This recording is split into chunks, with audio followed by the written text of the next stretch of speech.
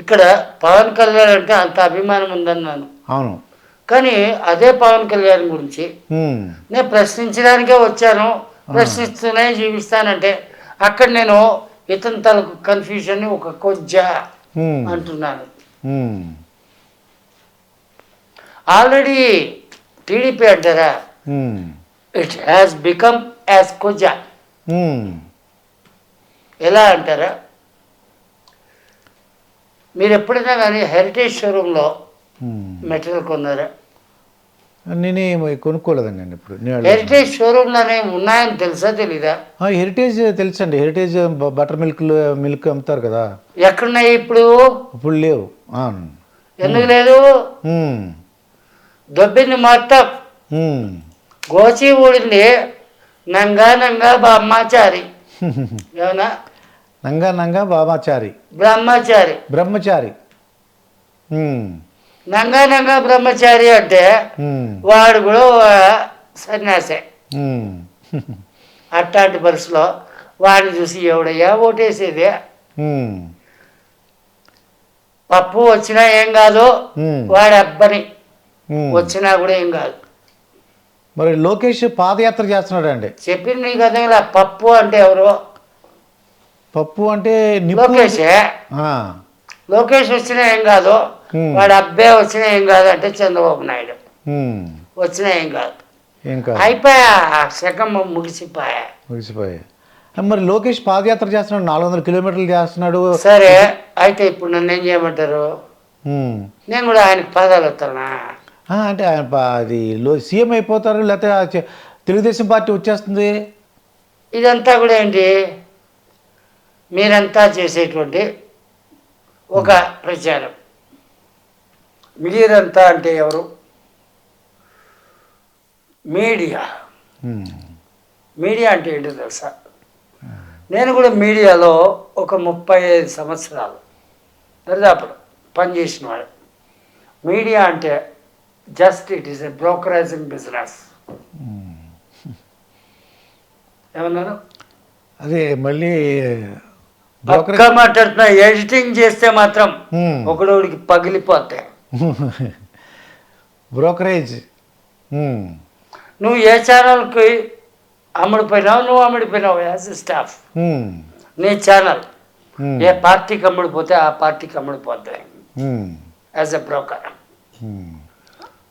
అలాంటి ఆ పరిస్థితిలో నీ కాన్సెప్ట్, నీ పైన నీకు తెలియని ఒక ఓనర్ ఉంటాడు, వాడు చెప్పిందే నువ్వు చేయాలి. That is call brokerizing business. MD broker, employee. ఏమన్నాను? అదే అమ్మ, మళ్ళీ చెప్పండి, కొద్దిగా కష్టంగా ఉంది స్వామి. నేను చాలా క్లారిటీగా చెప్తానబ్బా. ఇది ఎడిట్ చేయొద్దు. Okay okay. ఎడిట్ చేస్తే కమింగ్ ఫ్యూచర్లో మీ ఛానల్ వాళ్ళు ఎంత పిలిచినా నేను రాను. ఓకే అండి. అయితే నేను ఒక డౌట్ వచ్చిందండి నాకు. జూనియర్ ఎన్టీఆర్ ఒకవేళ తెలుగుదేశం పగ్గాలు పట్టుకున్నాడు, రాడు. 1000% రాడు. ఒకవేళ ఆయన వచ్చినట్లయితే రారు. ఓకే. ఒకవేళ వచ్చినా చేసినా ఇచ్చినా కంప్లీట్గా చంద్రబాబు నాయుడు అస్త్ర సన్యాసం చేస్తే కానీ రాడు. ఆ అవకాశం ఉందంటారా? వీడు చేయడబ్బా. పదవి అనేటువంటి గజ్జితో వాళ్ళంతా కొంటూ జీవించేవాడు చంద్రబాబు నాయుడు. ఇదేమి చంద్రబాబు నాయుడు మీద నాకేమి వ్యక్తిగతమైన ద్వేషంలే. వాడు చేసిన పెద్ద తప్పు. లైఫ్ ఇచ్చిన మామనే వెన్నుపోటు పొడిచాడు. అది నేను సహించలేను. ఎందుకు? నేను కూడా సీనియర్ ఎన్టీఆర్కే చెప్పలేను నేను, అంత వీరాభిమానం. ఎన్టీ రామారావుని అంత ఘోరంగా వైస్రాయ్ హోటల్లో అందరు చేశారు చెప్పులతో కొట్టించినటువంటి చంద్రబాబు నాయుడు ఈ స్థానాన్ని సాధించలేడు, గెలవలేడు. ఈ మధ్యకాలంలో కొన్ని ఛానల్స్లో ఆయన ఇచ్చిన ఇంటర్వ్యూలో ఆ మనవడితోటి ఆడుకుంటాను, నాకు ఈ రాజకీయాలు అవసరం, అది చేశాడంటే కనీసం వాడి మర్యాద కాపాడబడుతుంది. ఇది కూడా ఎయిటింగ్ చేయద్దా. వాడు అన్నానంటే దిగజారిన వాడిని ఎవడైనా వాడనే అంటాడయ్యా, తప్పేలేదు, వెనక్కి తగ్గేదేలే. నా సంగతి అంటావా, బతుకంటే ఆశ లేదు, ప్రాణం పోతుందన్న భయం లేదు. నా ప్రాణం పోతుందని కష్టం అంటే మీ ఛానల్ ముఖ్యంగానే చెప్తున్నా, నన్ను చంపేదాన్ని నలుగురు వస్తే నలుగురిని చంపి కానీ నేను చావను. What you got understood.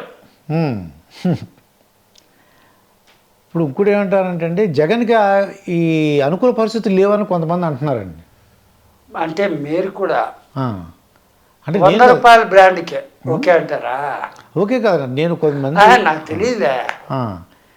మీరు తాగుమోత అయితే ₹100 బ్రాండ్కి ఓకే అనండి. అది ఏదో ఉంటుంది, చీప్ లిక్కర్ వస్తుందిగా ₹100. ఇప్పుడు రావట్లేదే. ఇప్పుడు రావట్లేదండి, కొద్ది పెరిగింది, రేట్లు పెరిగినాయి, రావట్లేదే. ఎందుకో జగన్మోహన్ రెడ్డి ఏం చెప్పాడు, మద్యం రేట్లు పెంచుతాను, దాన్ని తగ్గింపు చేస్తానని చెప్పాడు. మీరు జర్నలిస్ట్గా ఎంతకాలం బతుకుతున్నారో నాకు తెలియదు, నాకైతే మాత్రం క్లారిటీ ఉంది. జర్నలిస్ట్గా అన్న, అఘోరీగా అన్న, I'm observing all the things in right manner. Okay, మద్యపాన నిషేధం నేను చేస్తున్నాను, బట్ ఇన్ రైట్ నౌ కాదు, టైం టు టైం జరుగుతుంది, పార్షియల్గా జరుగుతుంది అన్నాడు. ఎవరు? జగన్మోహన్ రెడ్డి. అవునండి. ఇప్పుడు జూనియర్ ఎన్టీఆర్కి ఆస్కార్ అవార్డు వస్తుందని మీరు చెప్పారండి. అవునండి, వచ్చింది కదా. అది పాటకు కదా, జూనియర్ ఎన్టీఆర్కి రాలేదండి. జూనియర్ ఎన్టీఆర్కి రాలేదు, ఆ పాటకు వచ్చింది, నాట్ అనే పాటకు వచ్చింది. పాటకి అలా జూనియర్ ఎన్టీఆర్ లేడా? అంటే ఉన్నాడా లేదా? చచ్చిపోయాడా? పాటలో ఉన్నాడు కానీ ఉన్నాడా లేడా? చచ్చిపోయాడా? ఒక్కటి క్లారిటీ ఇవ్వండి. పాటలో ఉన్నారు అంటే బస్. అంటే మేమేమనుకున్నాం అంటే జూనియర్ ఎన్టీఆర్కే వస్తుంది ఆస్కార్ అవార్డు అనుకున్నాం. మీ తాలూకు భ్రమ మీది, నా తాలూకు క్లారిటీ నాదే. అది ఏదో విధంగా వస్తుందని మీరు అనుకున్నారు, వచ్చింది కదా. వచ్చింది, రాలేదంటారా? నేనేమనుకున్నా అంటే జూనియర్ ఎన్టీఆర్కే. మీరు ఏమనుకుంటున్నారన్నా అన్నది కాదు ముఖ్యము, ప్రజలు ఏమనుకుంటున్నారని ముఖ్యమంటే ఆస్కార్ అవార్డు RRRకి వచ్చింది అని అంటే అందరూ పండగలు చేసుకున్నారా లేదా? చేసుకున్నారండి. మరి నన్ను గెలుపుతున్నారు మీరు. అంటే నేనేమనుకున్నానంటే ఆస్కార్ అవార్డు అంటే జూనియర్ ఎన్టీఆర్కే వస్తుంది, ఇక్కడ నన్ను గెలుపుతున్నారు, నాకు రాదేమో అనిపించింది. నన్ను గెలుపుతున్నారు, గెలకండి. ఓకే, అన్నాను, మిమ్మల్ని గెలుగుతున్నాను, గెలకొద్దు అంటున్నారు. బస్ అంటే అర్థం చేసుకుంటే బెటర్. ఓకే అండి. మరి కవిత ఈడీ గురించి మీకు తెలిసే ఉంటుందండి. ఇది మరి ఈవిడ జైలుకి వెళ్ళటానికి అవకాశం ఉందా? నోవే, ఆమెకేం కాదు. ఆమెకేం కాదు. మీరు నమ్ముతున్నారా ఆవిడ లిక్కర్ దాంట్లో ఆ స్కామ్లో ఉన్నట్టు? ఓ మాట చెప్పిన, 1947 గురించి మీకు తెలుసా? 1940 మన స్వాతంత్రం గురించి అండి. మీరు ఎప్పుడు పుట్టారు? 1959. 59లో పుట్టారు. సరే, 59లో పుట్టిన ఎప్పుడు మీరు ఎడ్యుకేషన్ క్లియర్ చేశారు? 82. ఫ్రమ్ ది 82 అంటే ఇప్పటిదాకా ఎన్ని రకాల స్కాములు జరిగినాయి? రకరకాల స్కాములు జరిగినాయండి. Being a journalist, we are discussing each with other, we are not at all arguing that people. మీకు ఎన్ని రకాల స్కాములు జరిగినాయి?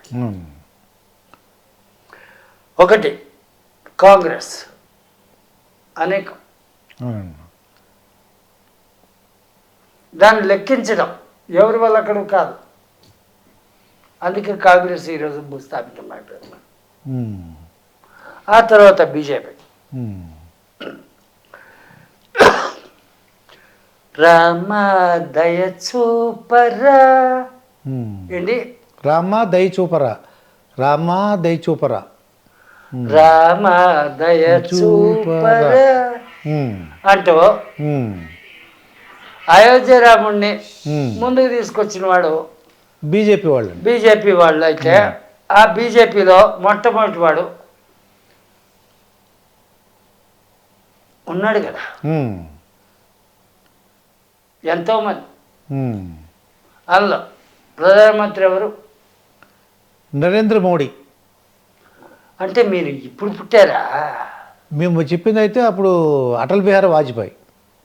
నేను అప్పుడు సంగతి అడిగితే ఇప్పుడు సంగతి మాట్లాడతారు. అటల్ బిహారీ వాజ్పేయి అండి. మరి ఏం చేశాడు? ఏం చేశాడు? ఏం చేయలేదండి.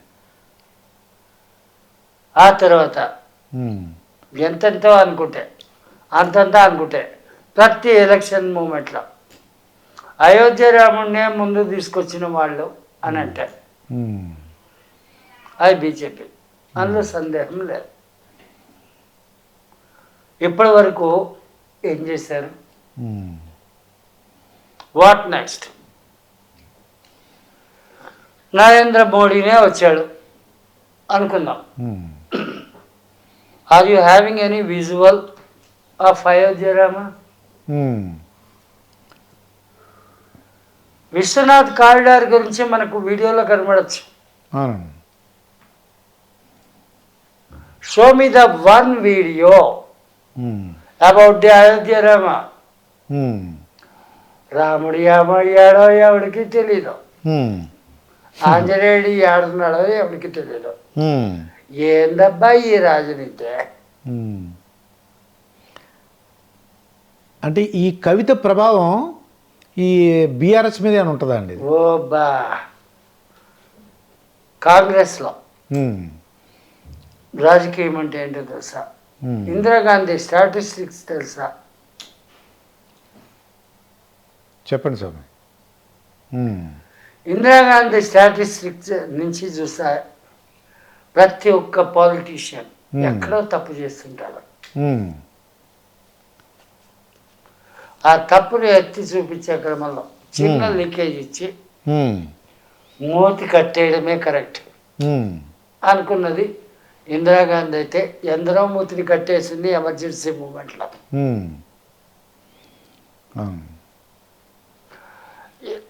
లేటెస్ట్ అనుకుంటే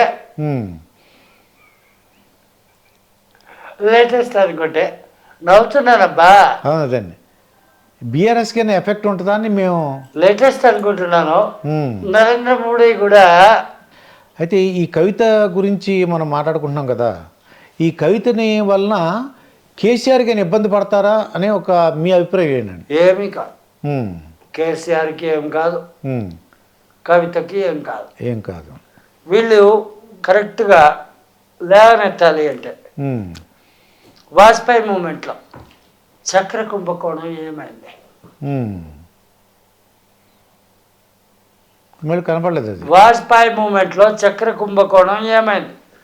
connected with the Pakistan.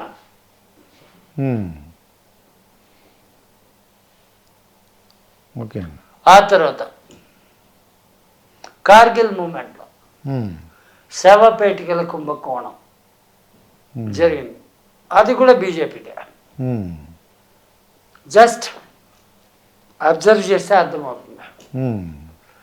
Each and every party, each and every politician, in my view, very clear, వాళ్ళు స్కాములు చేయడానికి, డబ్బు సంపాదించడానికి పుట్టారు. ప్రజలకు సేవ చేయడానికి ఏ పార్టీ కూడా లేదు. ఇది క్లారిటీ. వ్యక్తులు ఎవరైతే వస్తారో వాళ్ళని మాత్రమే నమ్మండి అంటే ఎవరినయ్యా నమ్మాలా? ఒక ఓటరు ఆలోచించాల్సింది ఇదే, ఎవరినయ్యా నమ్మాలా?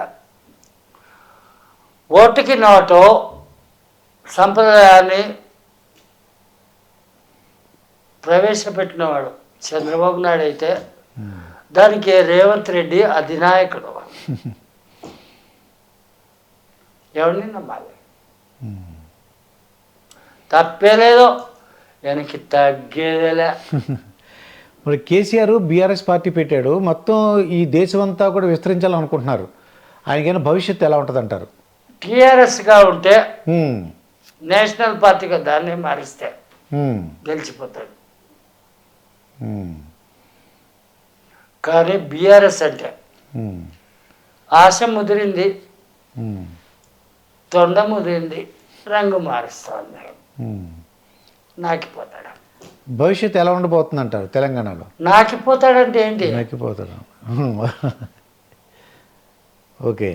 కానీ కేటీఆర్ టీఆర్ఎస్కి స్టాండ్ అయితే he is going to rule. Okay. KTR yeah, తండ్రికి ఎదురైనా పదవలా, తండ్రికి ఎదురు చెప్పిన పర్వాలా, KTR is the right person. KCR is not at all right person if he is following BRS. ఆడున్నదేంటి? తెలంగాణ ప్రాంతానికి టీఆర్ఎస్ పేరుతోటి ఉండేటువంటి అతిపెద్ద తిమింగలం కేసీఆర్. బీఆర్ఎస్ అంటే భారత రాష్ట్ర సమితినో ఏదో ఉంది, అక్కడ కొన్ని వేల తిమింగలాలు ఉన్నాయి. ఈయనంత పిల్ల చేప.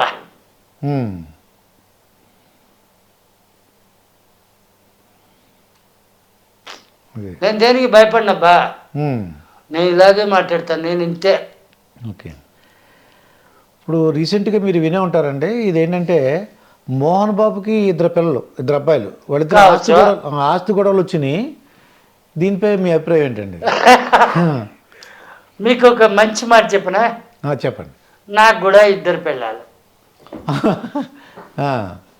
ఏమన్నారు? ఇద్దరు పిల్లలు. నేను కూడా ఇద్దరు పిల్లలు, ముద్దులు మొగుడే. ఒక పెళ్ళాన్ని చచ్చిపోయింది, ఇంకో పెళ్ళాన్ని చేసుకున్నాను. ఆ మొదటి పెళ్ళం వల్ల నేను సుఖపడిందిలే, రెండో పెళ్ళం వల్ల కూడా సుఖపడిందిలే. ఇద్దరికి కూడా బిడ్డలు ఉన్నారబ్బా. నన్ను సాధించిన ఇది కూడా ఎయిట్ చేయదు. నా కూతురు చెన్నైలో ఇచ్చాను, నా అల్లుడు IBM ఏదో అంటారు, నా బొంద పెట్టినటువంటి కంపెనీ, నాకైనా గుర్తుండవు. అందులో ఒక సాఫ్ట్వేర్ ఇంజనీర్, నెలకి ఒక 3 లక్షలు 3.5 లక్షల కెపాసిటీ అంట, ఏదో ప్యాకేజ్. అదే పవన్ కళ్యాణ్ కట్టారుగా ప్యాకేజీ అండి, అట్లాంటి ప్యాకేజీ వీరుడు. వాడి దగ్గరే నేను రూపాయి ఆశించాను, నా కూతుర్ని ఆశించాను. నా కొడుకు అనేవాడు ఇంకోడు ఉన్నాడు, వాడు రెండో పెళ్ళాన్ని పుట్టినాడు. వాడు NTV, ఇది కూడా ఎడిట్ చేయాల్సిన పనిలే. ఓకే. ఏమన్నా ఎడిట్ చేద్దంటున్నారు? ఎడిట్ చేయాల్సిన పనిలే, ఏదైనా వస్తే నేను చూసుకుంటా. ఏమన్నా మీరు చూసుకుంటారు? వాడు కూడా ఏదో రిపోర్టర్ అంటారు, అది స్ట్రింగర్ స్టేజో మరి రిపోర్టర్ స్టేజో, లేదంటే అంతకుమించి అంటే ఏదో అంటారుగా, sting operation, squad, special squad, బొంగు పోసడా, ఏదో నాకు తెలీదు. వాడు కూడా నెలకు 3-3.5 లక్షలు సంపాదిస్తాడబ్బా. వాడి దగ్గర రూపాయిని ఆశించరు. ఏమన్నా ₹1 కూడా వాళ్ళ దగ్గర తీసుకోరు, ఆశించరు. వీడి దగ్గర నేను రూపాయి ఆశించాను, తీసుకోను. ఎవడైతే ఏంటంటే నా మూటగాడు అంటే ఎవడి మీద నేనేమి ఆశించి బతికేవాడు కాదు. Still the 71 age I'm living alone, I'm facing all the things alone.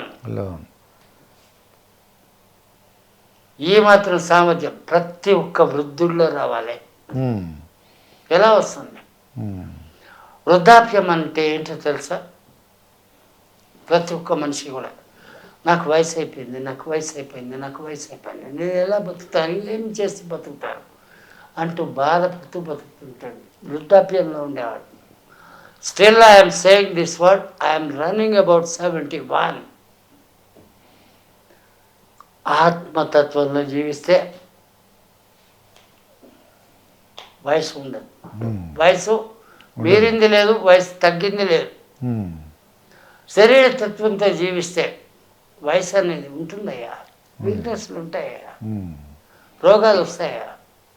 కానీ ఆత్మతత్వంలో జీవిస్తే అది రాదు. కానీ ఆత్మతత్వంలో జీవించాలంటే ఒక భక్తి మార్గం. ఏ దిక్కు లేని వాడికి దేవుడే దిక్కు, ఇదన్నా తెలుసుకోవచ్చుగా. ఏది చేతగాని వాడినా, ఎవడైనా చేతగాని వాడైనా, ఏ దిక్కు లేని వాడికి దేవుడే దిక్కు అని అంటారు కదా. అదే కష్టం అంటే అదైనా పాటించవచ్చు కదా. నా బిడ్డో నా అంటే ఈయన ఈ ఇద్దరు పిల్లలు బాబా, ఇందులో బూతు మాటలు ఉన్నాయి. అవునండి. కానీ ఇది ఏది చేయొద్దు. ఓకే అండి. ఇది నా స్పెషల్ కండిషన్. ఓకే అండి. ఈ మోహన్ ఇది నా స్పెషల్ కండిషన్. ఓకే, తప్పకుండా అండి. అయితే ఈ ఇద్దరు పిల్లలు ఆస్తుల గురించి దెబ్బలాడుకుంటున్నారండి. ఈ మోహన్ అలాంటిదే అది కూడా. అది కూడాను. ఇప్పుడు నేను చెప్తున్నా నా తాలూకు చరిత్ర గురించి, అలాంటిదే అది కూడా. అప్పుడు కూడా మోహన్ బాబు తీసుకున్న నిర్ణయం ఏంటి, అయ్యా నాకు ఉన్నది ఇది, ఇందులో ఈ భాగము మీది, చెరి సగం, ఈ భాగం నా కూతుళ్ళది, ఓకే, ఈ భాగం నాది, నా పెళ్ళంది. క్లెవర్, మంచోడు. అది మోహన్ బాబు మంచోడు, తెలివైనవాడు. ఆ సిస్టమ్ని మోహన్ బాబు జీవితకాలం బతికి ఉన్నంతకాలం పాటిస్తే సినిమా ఇండస్ట్రీకైనా ఏమైనా చేయగలుగుతాడు.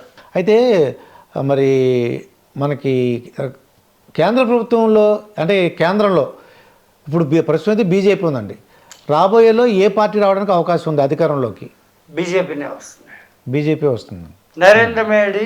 నరేంద్ర మోడీ ఉన్నంతకాలం బీజేపీని. నరేంద్ర మోడీ కంటిన్యూ అవడానికి అవకాశం ఉందండి? అవుతాడు. Until his life end. మీకు నచ్చిన పొలిటీషియన్ ఎవరో పేరు చెప్పండి. నచ్చిన పొలిటీషియన్ అంటే పూర్వం కానీ ఎన్టీ రామారావు. ఇప్పుడు ఫస్ట్. ఓకే. సెకండ్ కాంగ్రెస్లో అంటే వైఎస్ఆర్. వైఎస్ఆర్ అంటే జగన్మోహన్ రెడ్డి. రాజశేఖర్ రెడ్డి. ఓ, రాజశేఖర్ రెడ్డి. ఓకే. మరి సమాజంలో కొన్ని అరాచకాలు జరుగుతున్నాయండి. దీనికి బాధ్యత ఎవరిదంటారు? ఎవరైతే అరాచకాలకు గురవుతున్నారో వాళ్ళదే. ఫర్ ఎగ్జాంపుల్, రౌడీ అనేటువంటి వాడు, అంటే రౌడీ షీటర్స్ గురించి మాట్లాడుతున్నాను. ఒక్కడే ఉంటాడు. సమాజంలో ఉండే మనుషులు 100 మంది ఉంటారండి. ఏది ఆ క్రైమ్ జరిగేటప్పుడు 100 మంది తిరగబడితే ఒక రౌడీ షీటర్ని చంపడం పెద్ద కష్టమా? కష్టమేం కాదు అది, కానీ తిరగబడడానికి ధైర్యం ఉండదు వాళ్ళకి. అందుకే అంటున్నాను, సమాజందే తప్పు, ఈ మనుషులదే తప్పు, రౌడీ షీటర్లు తప్పు కాదు. వైఎస్ జగన్ పార్టీకి లేదంటే ఆ ప్రభుత్వానికి ఎన్ని మార్కులు వేస్తారు మీరు? 100 మార్కులు అనుకోండి. 100 కాదండి. ఇప్పుడు జగన్ ఆపరేట్ చేస్తున్నటువంటి విధి విధానాల ప్రకారంగా అంటే ఖచ్చితంగా చెప్తాను, 100కి 95% వానికే మార్కులు వేస్తాను. ఎందుకు అడిగిన తప్పేముంది? ఎందుకండి అన్ని మార్కులని? ఫస్ట్ ఆఫ్ ఆల్ ఒక మిడిల్ క్లాస్ మ్యాన్గా ఆలోచించండి. మీరు ఎప్పుడన్నా రేషన్ కార్డు తీసుకుని రేషన్ షాప్కి వెళ్ళారా? నా చిన్నప్పుడు వెళ్ళానండి. వెళ్ళాను. అప్పుడు పరిస్థితి ఏంటి, ఎలా ఉండింది? చాలా దారుణమైన పరిస్థితి. అప్పుడు ఆ రేషన్ బియ్యం తీసుకుని వండుకోవడం అన్నీ చేసుకునేవాళ్ళం మేము కదా. ఇప్పుడు అదే రేషన్ బియ్యం కావచ్చు, పప్పు కావచ్చు, ధాన్యం కావచ్చు, నూనె కావచ్చు, ప్రతి ఒక్కటి కిరాణా షాప్ సామాన్లు వస్తున్నాయా లేదా ఇంటి ముందరకి. ఇంటికి ముందుగా ఉంది వెహికల్తో. అవును, అది గొప్ప అచీవ్మెంట్ కదా. వాళ్ళ నాయన డాక్టర్ కాబట్టి 108 అన్నది పెట్టాడు. ఇప్పటికీ still it is running that. Okay. ఆ తర్వాత ఆయన తాలూకు అనేకమైనటువంటి లక్ష్యాలు ఆ జెండాలనే పెట్టాడుగా. నవరత్నాలు అండి ఆ జెండాలో పెట్టాడుగా. అవునండి. అందులో ఉన్న ప్రతి ఒక్క దాన్ని కూడా సాధ్యమైనంత వరకు తన శక్తి మేరకు పూర్తి చేయడానికే ప్రయత్నిస్తున్నాడుగా. He is a real right person to lead the post of CM. ఇంకోటి ఏంటంటే ఆంధ్రప్రదేశ్కి 3 రాజధానులు చెప్తున్నారండి. ఒకప్పుడు సెపరేట్ ఆంధ్ర ఉద్యమం అన్నది ఏర్పడితే చెన్నై, తమిళనాడు, అప్పట్లో అంతా కూడా సౌత్ ఇండియాలో ఒక యూనిట్ కింద తమిళనాడు ఆంధ్ర రెండు కూడా ఏకీకృతంగా ఉండేది. అప్పుడు పొట్టి శ్రీరాములు ప్రాంతీయ అభిమానంతో ప్రాంతీయ తత్వంతో సెపరేట్ ఆంధ్ర అన్నాడు. మరి చేశాడు. 41 రోజులో నిరాహార దీక్ష చేశాడు. పొట్టి శ్రీరాములు అండి చచ్చిపోయాడు, పిచ్చాడు. ఏం సాధించాడు? హిస్టరీలో ఒక లైన్ ఉంటే ఉండొచ్చేమో. ఆయనకు కానీ ఆయన తలకు వారసులకు కానీ ఏమైనా ఉందా చరిత్ర? ఉంటే చెప్పండి బా, చేతులు కట్టుకుని వింటాను. అది అక్కడికి జరిగింది. ఇదంతా ఎందుకు నేను చెప్తున్నానంటే, నేను ఆంధ్రావాడు కాదు, తెలంగాణ కూడా కాదు. I migrated from the Tamil Nadu. అంతర్లీనంగా తమిళనాడు మీద నాకు అభిమానం ఉందని నువ్వు అనుకోవద్దు. ఏమన్నాను? అది తమిళనాడు మీద అభిమానం లేదు, దాని నుంచి వెడగొట్టిస్తున్నారు. దాని నుంచి బయటకు వచ్చామబ్బా. వచ్చారు. మా నాయన ఎప్పుడో వచ్చేసాడు. నేను పుట్టింది పెరిగింది విజయవాడ, రౌడీ బజార్. ఏమని? రౌడీ బజార్. అర్థం కదా? అర్థమైందండి. ఆ పిచ్చోడు ఎవడో, ఆయన పిచ్చోడు అంటే పిచ్చోడు ఎవడో అన్నానంటే తప్పేంలే, నాకు గుర్తురాలేదు కాబట్టి అంటున్నా. రామ్ గోపాల్ వర్మ అన్నది గుర్తొచ్చింది. అది ఆ తర్వాత ఇది కూడా ఎడిట్ చేయాల్సిన పని ఏం లే. రామ్ గోపాల్ వర్మ పిచ్చోడు అంటే మేము ఒప్పుకుంటామండి. మేము కూడా డబుల్ పిచ్చోడు, అందమైన చాలా పెద్ద పిచ్చోడు. రౌడీ రాజ్యం అని చెప్పి తీశాడు. అవును, అదే బెజవాడ రౌడీ రాజ్యము ఏదో తీశాడు. నేను అయితే ఆ సినిమా చూడలే. అందులో పుట్టినవాడిని నేను. అది ఆ తర్వాత నా బతుకు తలకిందులైతే ఆ తలకిందులైన క్రమంలో బీహార్కి పోయినబ్బా. ఎప్పుడో సంగతి అది. అయితే ఈ 3 రాజధానుల గురించి మనం పూర్తిగా చెప్పేది వినండి. ఇదంతా వింటే కానీ మీకు ఏది అర్థం కాదు. బీహార్కి పోయాను. ఆ రోజుల్లో బీహార్ అంటే ఏంటో మీకు తెలియదు, ఇప్పుడు బీహార్ అంటే ఏంటో కూడా మీకు తెలియదు. రౌడీయిజం లేకపోతే ఏది సాధ్యం కాదు. అక్కడ కూడా రౌడీయం చేస్తూ రాజకీయం చేస్తూ వ్యాపారం చేస్తూ బతికిన వాడినే. No case no system. Okay. ఇది కనుక ఛాలెంజింగ్గా తీసుకుంటే ఏ గవర్నమెంట్కైనా సరే చీటికేసి ఛాలెంజ్ చేస్తున్నా, ఒక్క కేసు నిరూపించండి. మీ తాలూకు ఛానల్ ముఖంగా నేను ఛాలెంజ్ చేస్తున్నాను, నిరూపించండి. నేనే కనుక రాజకీయ నాయకుడు అయితే నా రాజకీయం ఎంత భయంకరంగా ఉంటుందో ఎవరికి అర్థం కాదు. ఇదంతా ఎందుకులే కానీ స్వకుశ మర్దనం అంటారు, అది అది నాకు వద్దు. ఇది ఈ 3 రాజధానులు వాళ్ళు ఏమంటున్నారంటే ఇది జగన్ చేసిన తప్పేమో. 3 కాదబ్బా, పరిపాలన వికేంద్రీకరణ చాలా అవసరం. ఆంధ్రాకు అంటే ఉమ్మడి ఆంధ్రాకి. ఓకే. హైదరాబాదు గొప్పది అన్నారు, హైదరాబాద్ని గొప్పగా మనం తీసుకున్నాము. ఉన్న డెవలప్మెంట్ అంతా కూడా ఇక్కడ జరిగింది. ఇక్కడ ఏదో మనం మోసపోయామో వేస్ట్ అయిపోయామో అనుకుంటున్నారు. కానీ అది అలా కాకుండా సంథింగ్ డిఫరెంట్గా ఆలోచిస్తే కర్నూలు హైకోర్టు వగైరాలు, అది దానికి అక్కడ న్యాయ రాజధాని అంటున్నారండి. న్యాయ రాజధాని. మంగళగిరి అదే మన పప్పుబాయ్, అది పప్పుబాయ్ మంగళగిరి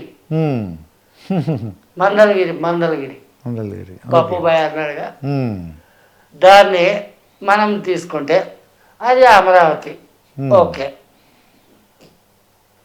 అదే వైజాగ్, అది ఎందుకు తీసుకున్నాడు అంటే నేను చెప్తాను. అది ఎగ్జిక్యూటివ్ క్యాపిటల్ అని చెప్తున్నారు. ఎగ్జిక్యూటివ్ క్యాపిటల్ అనేది పక్కా right. Is a best executor of the business man. Okay. Executor and administrator of the business man, business system.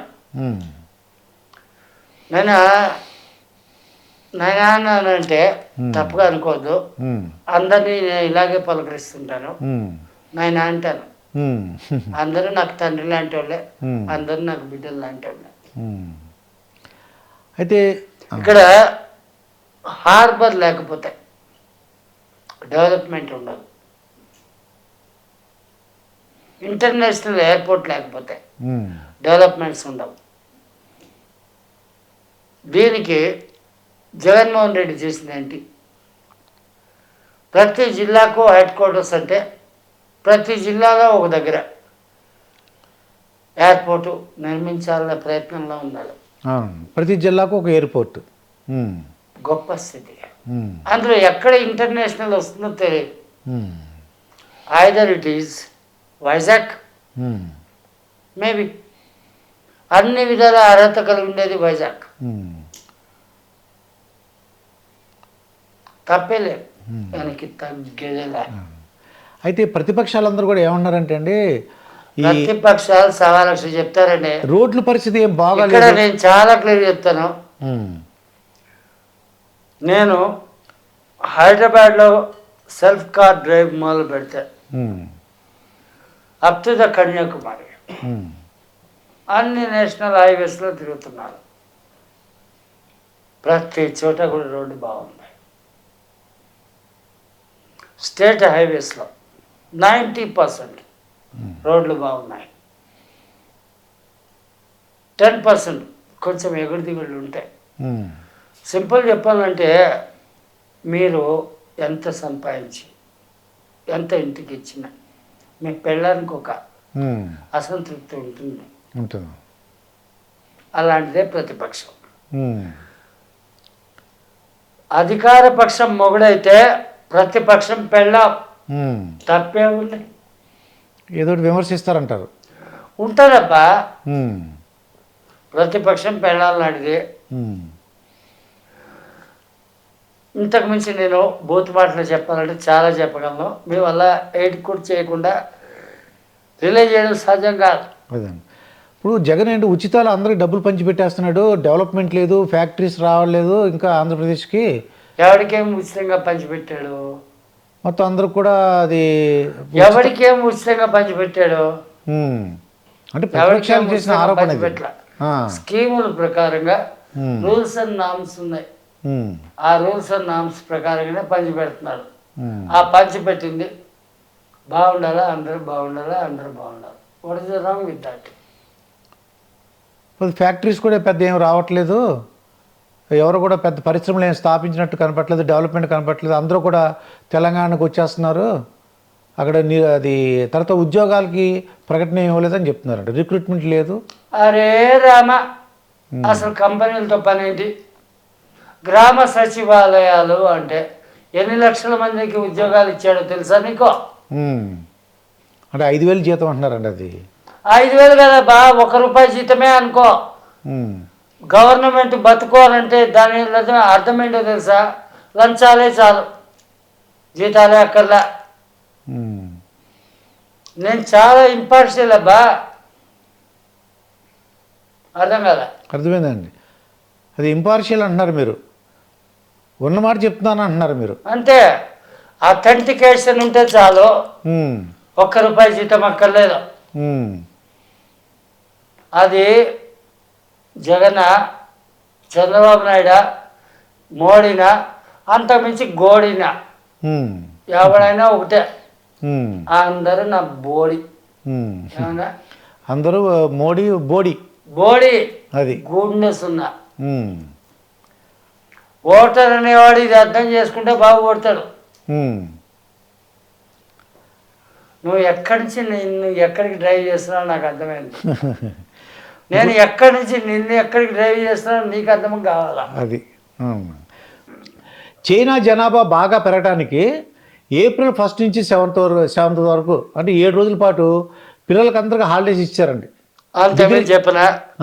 చైనాలో పిల్లలు పుట్టట్లేదంట, కాబట్టి వాళ్ళందరూ కూడా ప్రేమించుకోండి, పెళ్లి చేసుకోండి, లేక పెళ్లి చేసుకోకపోయినా పర్లేదా, పిల్లల్ని మాత్రం కనండి అంటున్నారు. మన ఇండియన్స్ అందరికీ కూడా గొప్ప అవకాశం. చైనా చలో చైనా, చలో చైనా. అర్థమైంది, కానీ అక్కడ ఒప్పుకోరులేండి, అలాగే ఒప్పుకోరు. ఏమి ఇబ్బంది లేదబ్బా, వాళ్ళకి కావాల్సిన బిడ్డలో మన దగ్గర ఉండాల్సినంత స్టాక్ ఉంది. ఓకే, ఇచ్చేద్దాము, పంచేద్దాము. పంచడానికి ఏదో పుట్టింది. ఇది వీలైతే మీరు కూడా చేయడానికి ఒక వీసా ఏర్పాటు చేసుకోండి.